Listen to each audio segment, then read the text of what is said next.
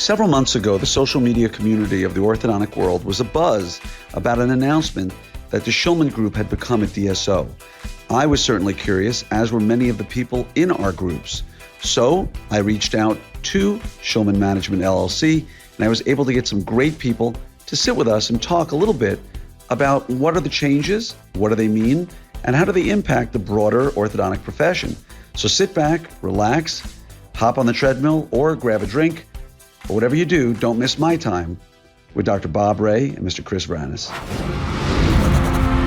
Hey there, everybody. It is Dr. Glenn Krieger here with another episode of the Orthopreneurs podcast. Now, today I have two special guests, and who I'll introduce you to in just a second. I'll introduce you to them now. One is Chris Vranas. Chris is the executive director of Schulman Management LLC, which is technically SSG Management LLC, but you know it as Schulman Management. So hello there, Chris. Welcome. Thank you very much. Pleasure to be here. Thank you for being here. And the second, you also know, is Dr. Robert Bray, who's president and CEO of the Schulman Management LLC. So welcome, Bob. Thank you so much. My pleasure to be here.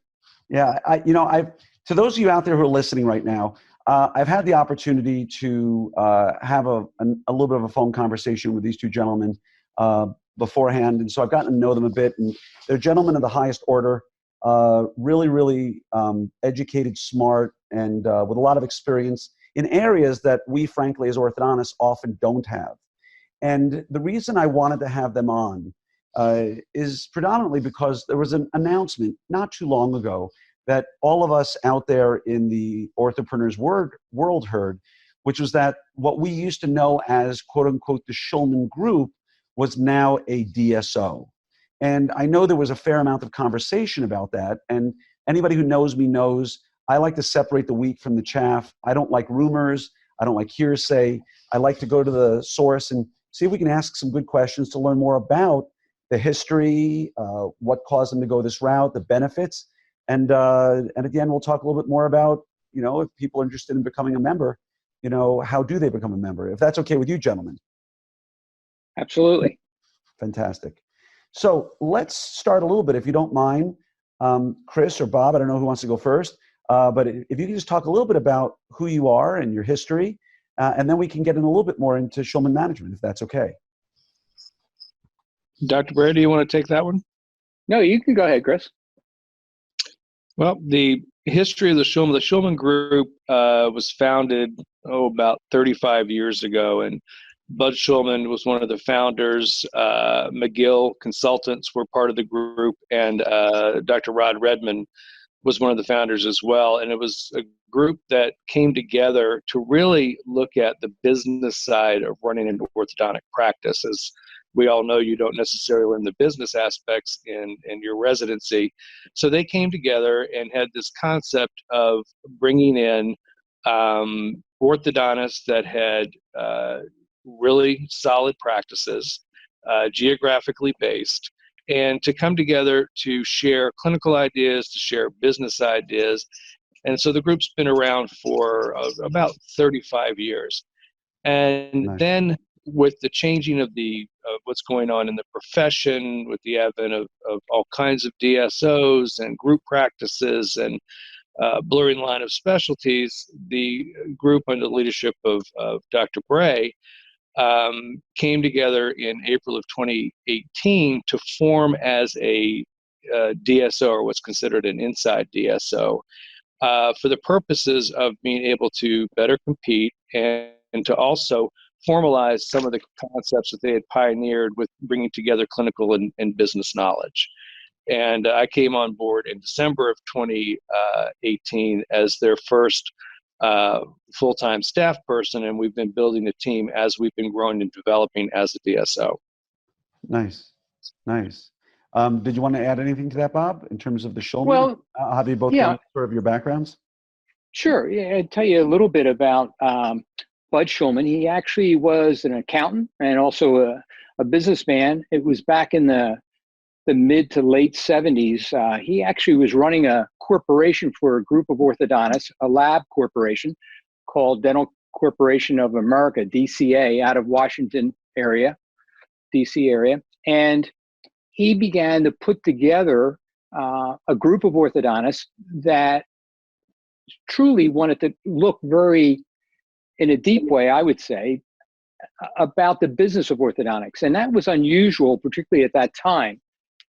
At the same time, he really, I think, had a real love, Glenn, for orthodontic and orthodontist. So it was really sort of nice. He really took the people on almost like his quote unquote children and tried to school them or make them better. And, Nice. did a wonderful job with it. When he began to slow up, so to speak, John McGill got involved. Also then from there, Ron Redmond took over and really led the organization for a good number of years.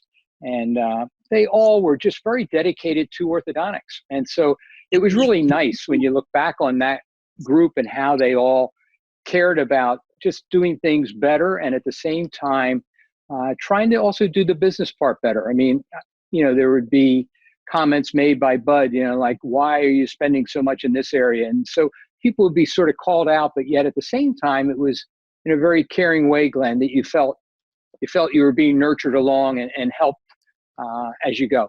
Nice. I've heard great things about him. And yeah, really remarkable man.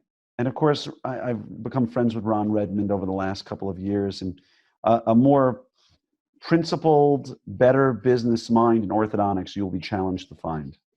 I would absolutely agree. Really, he's a dear friend, and we've been together a long time in different study groups, and Ron's a real prince for sure. And I would say, I just want to throw this out there, because oftentimes during these interviews, a topic comes up, and it's nice to take a little sort of side trip for a moment.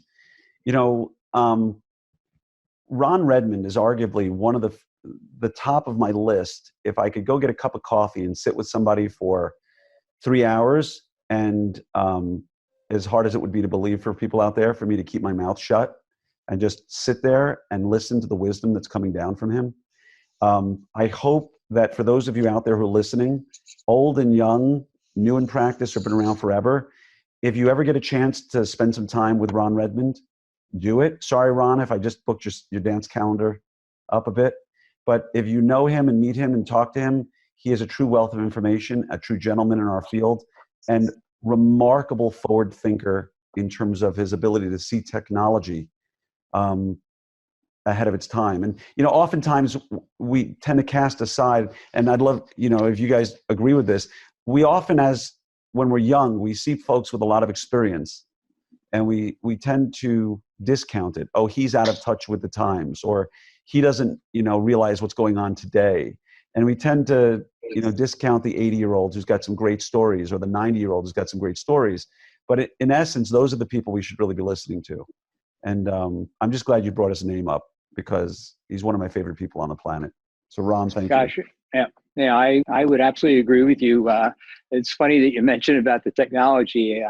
We had a group of orthodontists, about 8 or 9 of us back in the late 70s, early 80s, actually, that got together. And at one point we were meeting in Atlantic City, where I'm from. And a dear friend of mine, Bob Fry and Bob Smith, and a number of us were together, and we were looking at bringing Ron into the group. And I can remember Bob Fry really interrogating him and saying, so what's the advantage of this system that you're talking about? And he was talking about OrthoTrack and figuring out how the assistants are seeing X number of patients a day and what they were doing, et cetera. And Ron was always coming up with various ideas and suggestions for all of us, even though the group was very small.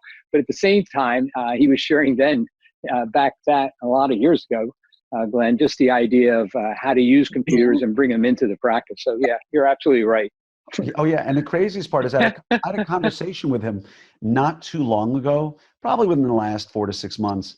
I was on a panel with him actually at AAO. There was a side panel off-site, and you'll often say, wow, that person, whoever it may be, is really up to date with technology, for their age. I will say this out there about Ron Redmond. That man knows more about technology than 90% of the people who are 30 years old today. He knows what's coming down the pipeline. He's prescient. He understands it. It's remarkable to me. I don't know how he does it, frankly, honestly. Yeah, he loves it. He just, he really always has had a real bent that way, in my opinion, Glenn, and just Yeah. always shared it very nicely too. You know, that's what he's so great about. Well, nice. Well, I'm Real glad we got giver. a minute here for the Mutual Admiration Society for Ron Yeah. Redmond, because he's truly a gift to our profession.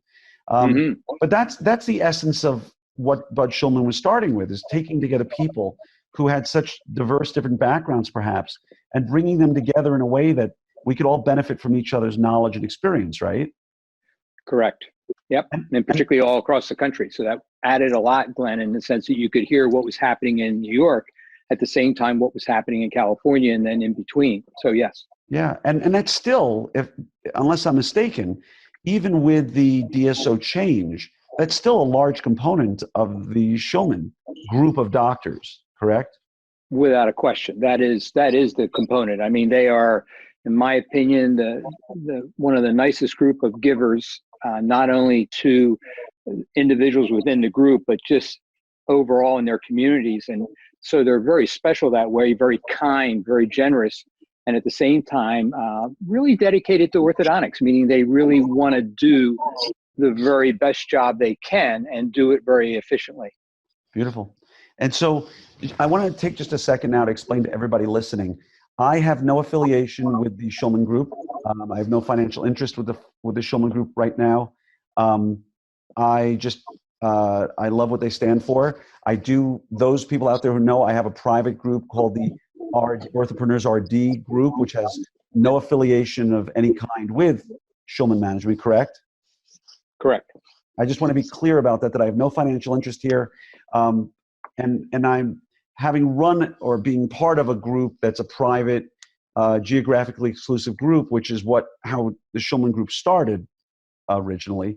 I understand what goes into it and how hard it is, and why the mission of what you're doing is so wonderful, because we all can learn so much from each other. But if we can, real quickly, and if you don't mind, I asked it earlier and I think we skipped over it real quick. Chris and Bob, I'm going to start with you, Chris. Can you give us a little bit of background of who you are and how you ended up where you are with Schulman? Sure. I was the executive director for the American Association of Orthodontists for 17 years, beginning in 2000 and ending in 2017. So I've had the opportunity to really see not only the changes in the dental space and in orthodontics specifically, but the rapid changes that have happened over the last 5 or 6 years. When I left the AAO, I became the executive director for the Association of Dental Support Organizations, which, as you know, is the fastest segment or growing segment in dentistry. And the ADSO represents not only the heartlands and the specific dentals, but also emerging DSOs that are looking to get into the space. You know, the old adage is, once you've seen one DSO, you've only seen one DS. They truly are very different models. So I spent some time with them, and then the opportunity to get back to my orthodontic groups and work with Dr. Bray and others in this, not a new organization, but a new direction of an organization to help get on the ground floor to build this group, particularly something as unique as the model that we have. Was very enticing, and I'm very happy to. Nice. And I'm going to come back to you in a little bit when I have some questions about the DSO itself. But Bob, did you want to give us a little bit of background? I mean, I know about your background. I've done my research, but I mean, many people in Ortho know who you are. But if you wouldn't mind just telling us a little bit about your background and how you came to where you are now. Sure.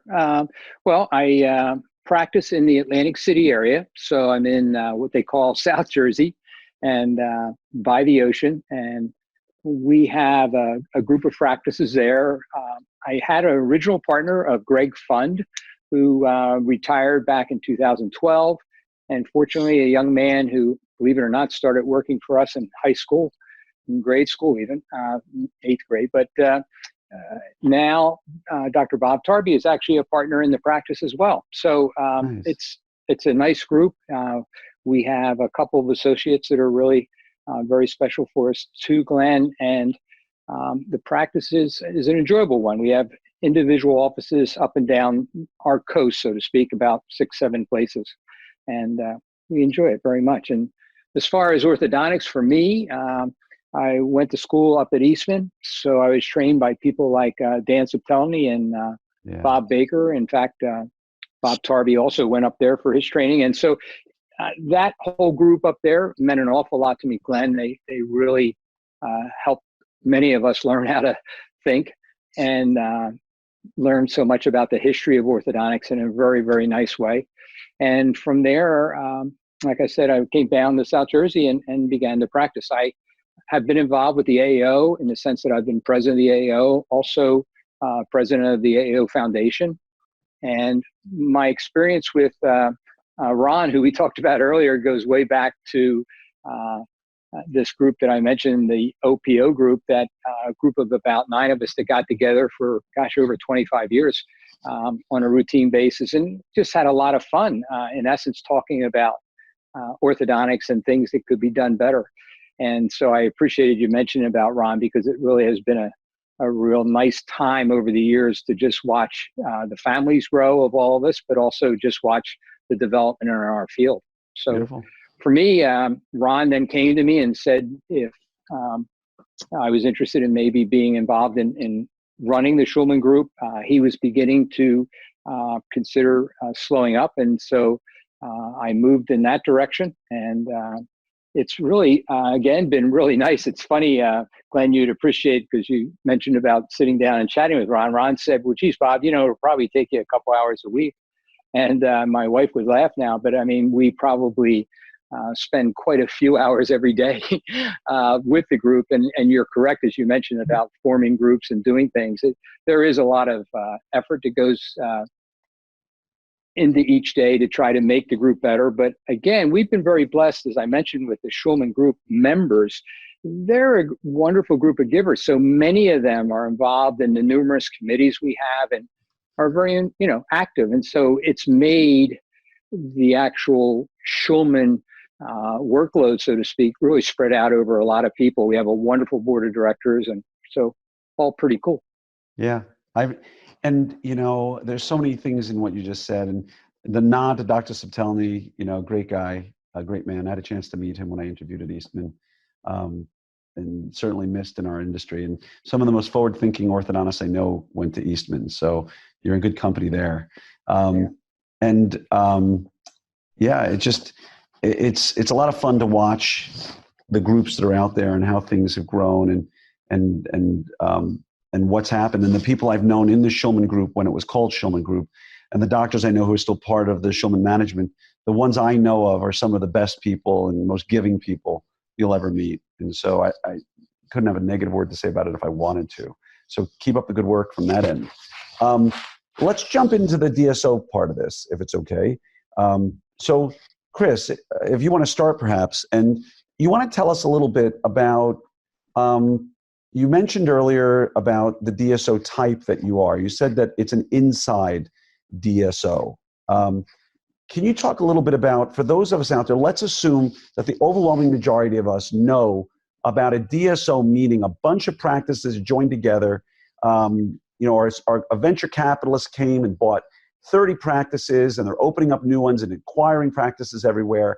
And that's the only DSO I know. And it has general dentists and orthodontists and periodontists. And that might be the DSO that I'm most familiar with.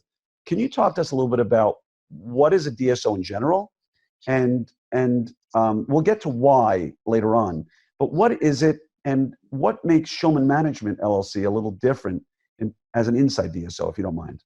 Sure. Well, DSOs typically, and again, there's no single model. They're all very different. But a typical DSO, you have a doctor that has a practice. He or she buys 5, 10, 20 practices, and then they come up with centralized features, non-clinical features, where they have centralized human resources, centralized purchasing, and this type of thing.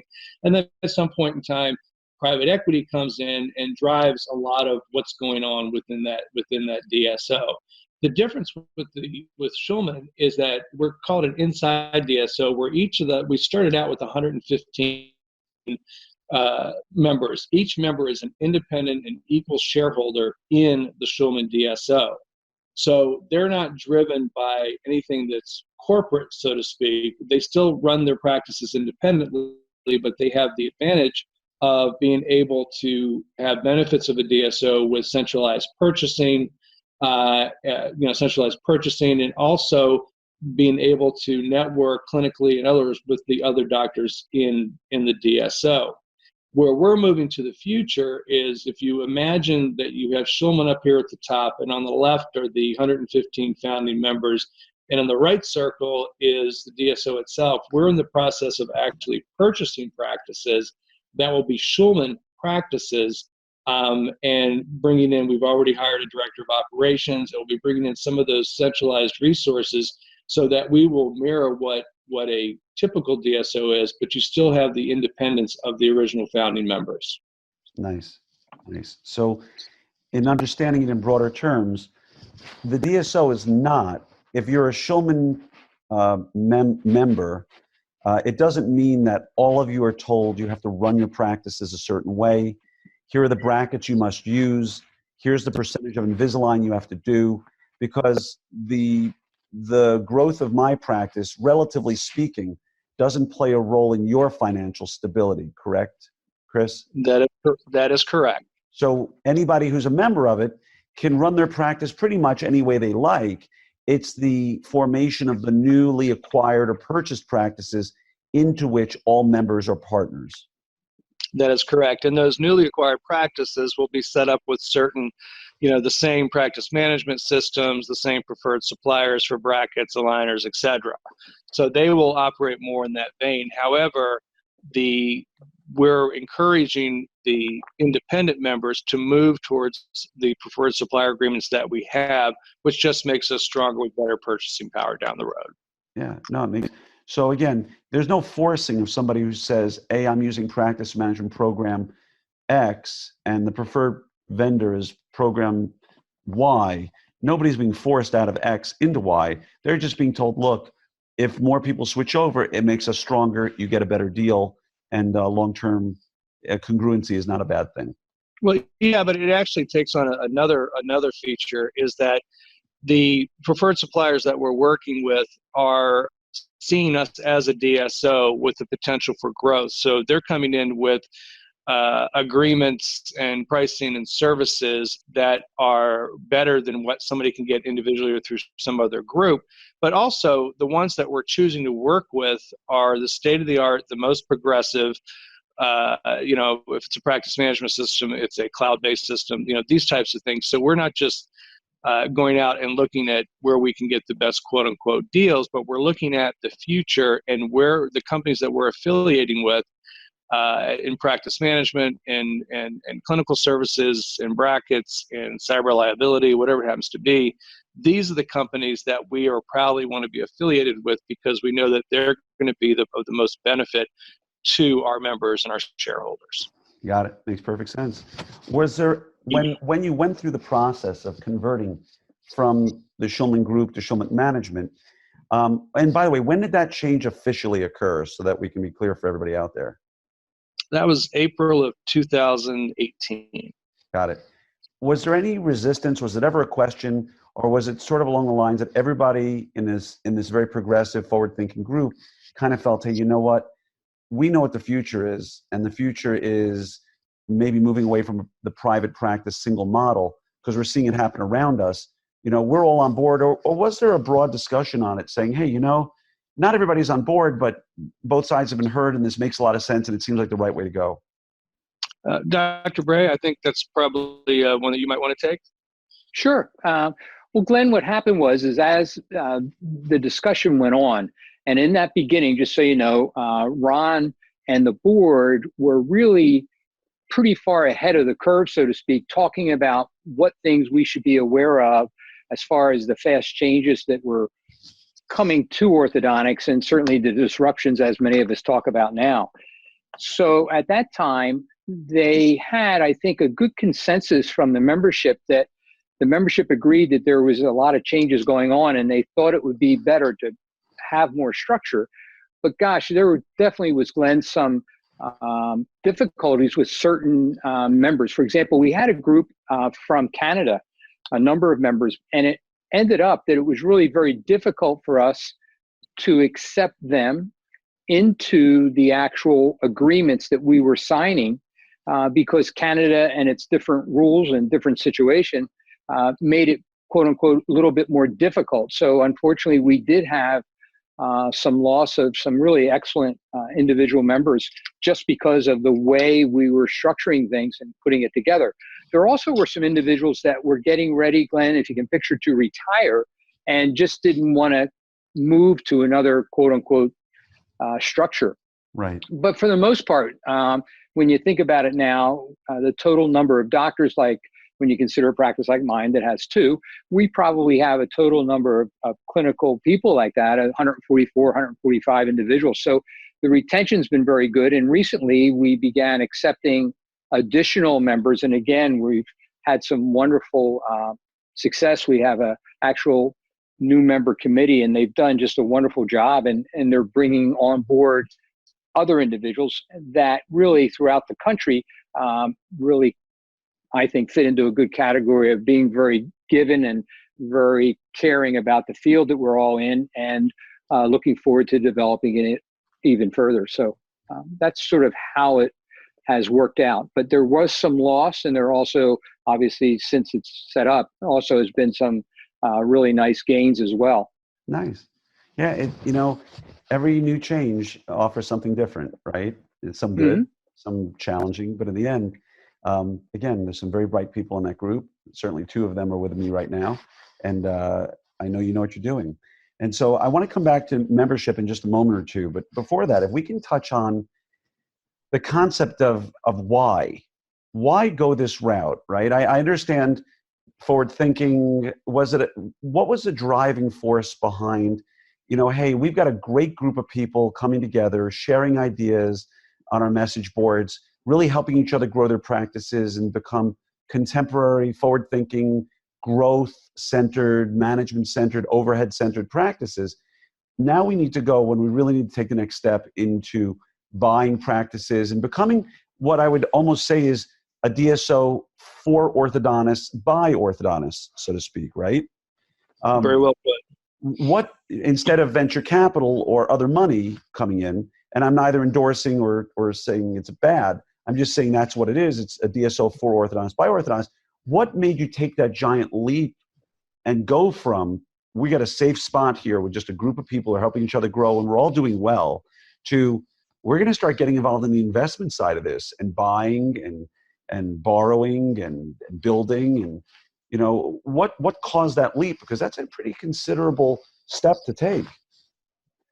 Well, I think we were very fortunate, Glenn, to have a number of people on the board. And as I mentioned, when Ron and the board began to look at these things, I think they realized that orthodontics was changing quickly, as was the whole dental profession.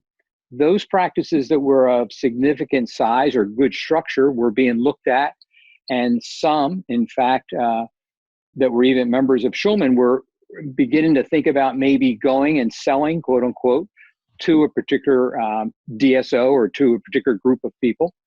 And so there were enough people, certainly at the board level, that thought it would be worthwhile to begin to look into a structure that might allow a little bit more protection, if you will, and a little bit more formal of our group, so that as we moved ahead, we would be able to be a structure that had a little bit more strength, because the members would be bound together in a better way, if you will.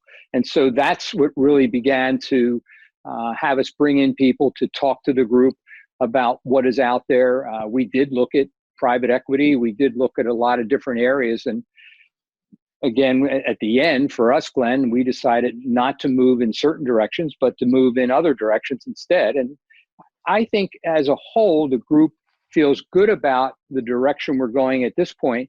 And yet, I think we're flexible enough or adaptable enough to be able to change direction or the way we're going if, in fact, something else comes along that might be something that we have to adjust to, so to speak. But there definitely were different opinions as we went along, and it was good that everybody just shared them and listened to the different speakers and then came to the conclusion as we moved ahead together, which is really important because we wanted to make sure we could go, Glenn, if you would, sort of go far. And we thought, sure, if you wanted to go real fast, you could go individually. But if you wanted to really go far, it would be a lot better if you did it as a group. And I think Nice. that's what's happened for us. Yeah, and it's a bold move, and in some ways, I based upon the way you've designed it as an inside DSO, and again, please correct me if I'm wrong here. It's really a great hedge, for lack of a better description, because no single doctor in their practice is dependent on any other single practice to grow, right? I can continue doing my quote unquote mom and pop shop if I have one or two practices and continue to grow it and do my thing and hit my numbers. But at the end of the day, if the way of the world is that I'm going to go the way of the dodo bird, right, and the single mom and pop practice is going to disappear, I have the broader DSO to kind of protect me. Do I not? That's sort of it's almost a perfect definition of a hedge. Yeah, I would say that's very well put, because you're still running your own shop, but you're not limited to what you can do, but you also have the support of all of these other shareholders in the DSO as you continue to grow, so you're able to compete with the things that you need to run and operate your practice and treat your patients. Makes sense. Makes sense. So I want to throw up membership a little bit, because you talked about one end of it, which is new members coming on board. I want to, if it's okay with you, talk to it from both perspectives. So first, I'll say you mentioned acquiring practices. So whether if I'm a retiring doc or I'm thinking of selling my practice, why do I want to sell to the Schulman Management LLC versus any one of the number of other DSOs that might be knocking on my door that's out there? And I granted, I understand I'm selling to a group of orthodontists as opposed to a group of venture capitalists, but what is the vision of how you will be able to compete with those companies to sort of to win my practice, if you will? Well, I think you hit the nail on the head when you said that we are formed by orthodontists, and there's still a lot of orthodontists out there that are either in mid-practice or towards late practice careers that want to maintain what they consider the integrity of their independent practice. And selling to Schulman, and when we bring on a practice, yes, we have a director of operations. Yes, we have preferred supplier agreements, but these doctors are going to stay on for a certain period of time to still operate those practices before they move out. So they're in their own minds, what they've built will continue to maintain the way that they had built that practice, so formed by orthodontists. I think one of our best selling points that we have out there, and the fact that it's still owned and operated by independent orthodontists. Great. So do you go out and look for practices actively, or do you prefer that people come and reach out to you? And the follow-up to that is, if you do, and I want to sell my practice, or I think I'm ready to retire, the follow-up on that will be, A, how do I know that if I'm a good fit for you? And B, how do I reach out to you for that? So the first is, are you actively looking and or passively getting requests? And if the answer is that you do, what are you looking for? Sure, I'll take the first stab at that question. We have a practice acquisition committee that's chaired by Dr. Gibbs Snow, and this group, we've formalized and really started operating in January of 2019, and we have specific criteria and protocols that we do when we're looking at practice. Initially, the concept was we're not looking at de novos at this point. We were looking at a place for Schulman members who are looking to sell, for a place for them to sell to within the family, so to speak. And then when we did our announcement, we got a lot of calls through, or a lot of requests through the website saying, I'm interested. And then thirdly, we know that to be able to compete effectively with the other DSOs out there, that we need to actively take a look. So we take a look at the AAO's practice opportunity site. We're working with some of the practice consultants who have practices listed. So we have a variety of sources of where we're looking. In terms of the process, The practice, the initial thing we do is we have a discussion, we sign non-disclosures, and then a team of our committee members will actually go out and do a site inspection. They'll take a look at the practice to see if it's, it's contemporary. They take a look at the financials to see if it's continued to grow, and they take a look at the area and the marketplace around to see if this is something that we're going to purchase, that it'll continue to grow and develop, and it's in a good position, as opposed to a practice that has kind of been let go down a little bit over the last couple of years. So we do have that in mind. We also have, as you know, we have geographic considerations where there can't be another Schulman practice within a 50-mile radius. So that also comes into play.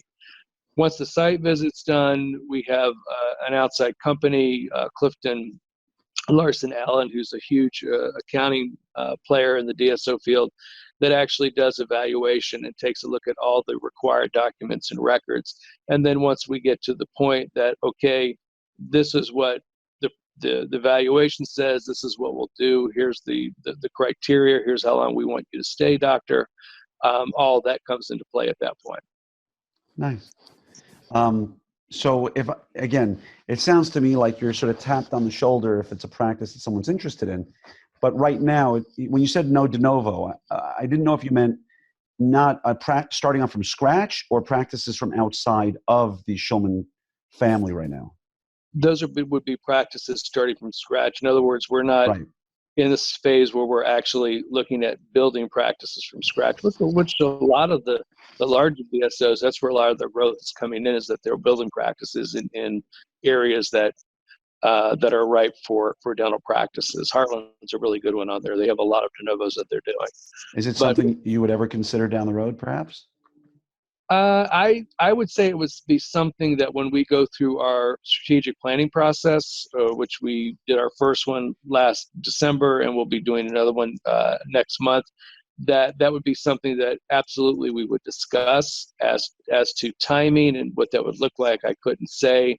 But from my experience and my background, I like to throw out all the various possibilities. So as we create our strategies and our goals, we're not discounting something that could be something that we would do down the road. But right now, de novos are not part of the plan. Got it. And in an ideal world, if you were to look, say, 20 years down the road, the hope, I suspect, would be that all of the existing Schulman practices are part of the DSO. As they've retired or sold out, they've sold to the DSO. So ultimately, the Schulman, if you look for 20, 30, 40 years from now, maybe shorter, is really one group of the doctors who came together originally, but now is part of the whole DSO complex. I think that would be a wonderful goal to have, and something that would be consistent with a lot of the reasons that they came together both 35 years ago and came together as a more formal corporate entity last year. Nice. So yeah, and I think what happened there, Glenn, was it's just looked at, I think, by everybody as a real family-oriented group. So people get to know the kids and the significant others, and so there's a real tie to everybody. And I think after you work for a lot of years in building a particular practice, although you certainly want to be paid well for it, you also want to feel good that as you leave the practice, that it continues on taking care of the community, doing the right things for the right reasons throughout that whole community, and overall, feeling good about what has happened and what will happen. And I think that meant a lot to the individual members as they looked at this opportunity, because many of them are in the good fortune that they have children that are actually going into the field. So that's really nice. But some do not. And so I know I was surprised when we formed the acquisition committee, how many people were interested just in themselves. Maybe they would say, hey, Bob, I'm thinking about maybe in another 4 or 5 years, I might be slowing up. What opportunities do you think we'll have? And so it began to get more discussion, if you will, Glenn, as we developed more of the possible scenarios as we, look to the future. Nice. Yeah, it makes great sense. Talking about members, you talked about a geographic exclusivity, if you will. You talked about the 50-mile radius, so to speak. So if I'm a doctor out there listening right now and I'm like, hey, I want to be a part of this whole big movement, A, how do I find out more? And B, is 50 miles the same? So if I practice in New York City, I got 50 miles around me. So if I'm in Manhattan and there's a guy or gal in Brooklyn, 4 miles away, I can't join. If I got somebody on Long Island who's 25 miles away, I can't join. Is it a rigid 50 miles? How does the whole process work, if you don't mind opening it a little bit? And how do I find out more if I was interested? Well, there's a couple ways. Right now, if you go to our website, schulmangroup.com, on the landing page, which is the public page, it says join. And it's an online thing. You say, I'm interested in membership. You hit the button and it comes to our team. And then we have a new membership committee chaired by Dr. Kristen Romani out of Massachusetts. And she and her committee will do an interview with the interested practice, with the doctor, take a look at we have other criteria that's in place, financial and otherwise, and then they'll go through a whole vetting process. So and Dr. Bray, I might defer to you on this. It's been with it longer, but the radius is what's been historic. How that plays out, and if it's, we're talking about Montana versus New York, versus California, how that plays out now and into the future, I think is not cut in stone per se. There's some discretionary ability from the committee. Dr. Bray? Yes, that's true. What happens, Glenn, is that you're asking about New York City is a really ideal one. We have obviously members there, and so yes, the radius then shrinks up based on the number of people, excuse me, in a certain area. So there are a number of different ways that we look at it, and there's nothing that is set in stone. We also try to reach out, if you can picture, if someone was moving into a particular area and one of our members was close but not that close, we still ask how the member feels about it, what the situation is, and it's a real open discussion. It's not something, well, it's 10 miles or 50 miles or whatever, it's going to be this. It's more of a discussion point, and then we go from there, trying to make sure that the current member is satisfied that we're doing our due diligence and looking at everything very carefully. Nice. And again, to those out there, I didn't ask these two gentlemen every question I was going to ask them. And so you both have the right to say no to any question I ask, obviously, with no ill effects. But are you at liberty to talk at all about the cost associated with joining the group? Is it something you're comfortable talking about, or would you like to pass on to the next question? Well, gosh, I mean, I don't know how Chris feels about it. For me, Glenn, right now, our structure is such that when an individual joins the group, there is a fee paid of $10,000.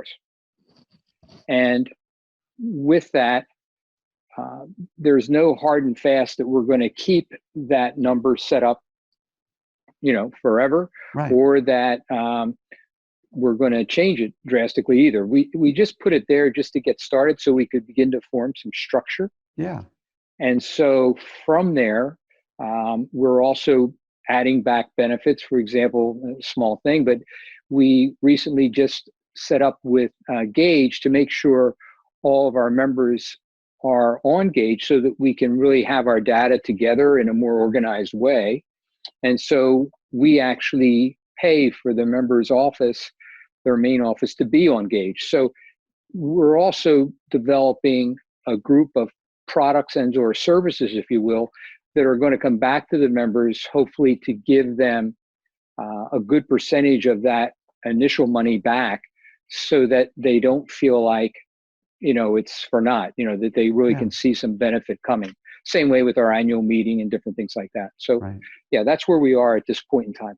Cool. But at the end of the day, additionally, we have something, a program called CureMint, which is also provided as a benefit of belonging to the group, which is a one-stop shopping procurement program where everything that you're purchasing, whether it's through our preferred supplier agreements or through things you're doing individually. It's all done through procurement, which allows us to capture purchasing data, which helps us negotiate agreements in the future. Also, we've done many enhancements. We have an e-learning program now, and we have other programs that we're doing that provide value added to that initial management fee. But I agree with Dr. Bray. That was that was put in there. We need to start someplace if we're going to formalize and bring in staff and this type of thing.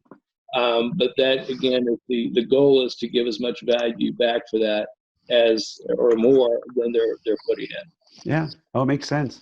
So to be crystal clear, for those out there who are listening, going, hey, this sounds like a great idea for me. By joining by paying your fee and joining, you are not necessarily gaining equity in the DSO side, correct? Correct. There's a 24-month waiting period. Right. So you have your founding members, and then we've had several that have joined since, and then they will have an opportunity to buy in at fair market value, which is established at the end of each calendar year, to buy in after a 24-month period. Beautiful. Yeah. I wanted people out there to really understand the model, so if they're interested, they can reach out to you. So if someone is interested in being looked at for potential membership, where should they go again? The best place, I mean, they could obviously call myself or Dr. Bray, but the best way would be to go to schulmangroup.com, and on the landing page, there will be a tab that says join us. And it's an online form it's a very simple form that they fill out, hit send, and an email notification comes to me or to Len Seabaugh, who's also on our team. We take that information and provide it to our new member committee, and it gets started very quickly. Fantastic. Well, I think we covered most of what it is we sought out to cover, which is tell me what the name Schulman is synonymous with. What does it mean? What is the membership about? What is the difference between a DSO per se and an inside DSO? And what are the future goals? And how does one become a member? So is there anything either one of you wanted to add to this picture to help anybody else out there? For me, Glenn, I think the biggest thing would be just that if people are interested, just as Chris said, to go to the website. Also, too, just to emphasize that the group of people are really quite nice and very enjoyable and very family oriented. As I mentioned earlier, very much givers. I'm real proud. Almost 80-90% of the members are members of the Keystone Society, which is the part of the AO Foundation that actually earmarks money after someone might pass away. Also, too, there's a large number, Glenn, that are ABO members. Close to 80% are actually in the ABO. And so, and have great aspirations of just doing things really well.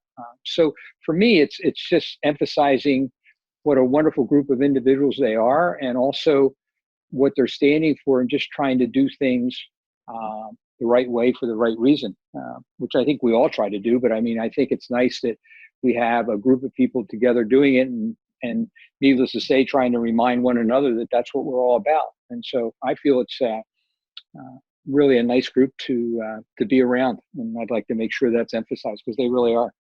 Beautiful. Yeah, and I think also that the Schulman name for years is synonymous with really wonderful people, dedicated orthodontists, and what we're creating or have created is an entity that maintains that integrity of what folks went to orthodontics for, went to your residency for, and the patient focus and staying on top of technology and staying on top of the treatment plans, but at the same time coming together to be able to successfully compete while maintaining the integrity of what everybody got into practice for. I think is very important. Nice. Beautiful.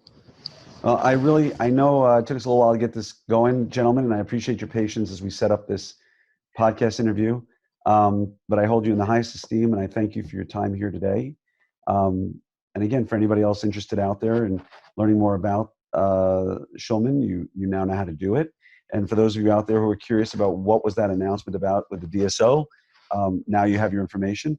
And I sincerely hope our paths cross many more times in all of our careers, because I respect the heck out of both of you. So thank you for being here.